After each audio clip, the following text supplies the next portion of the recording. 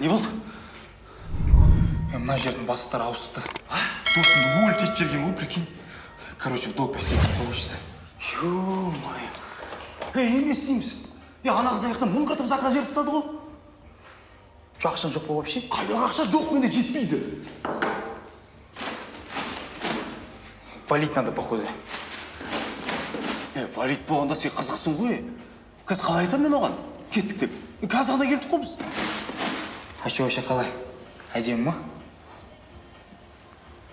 Шикарно.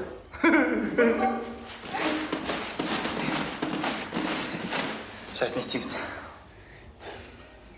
Короче, алайық та қашайық. Понял, брат. Смело.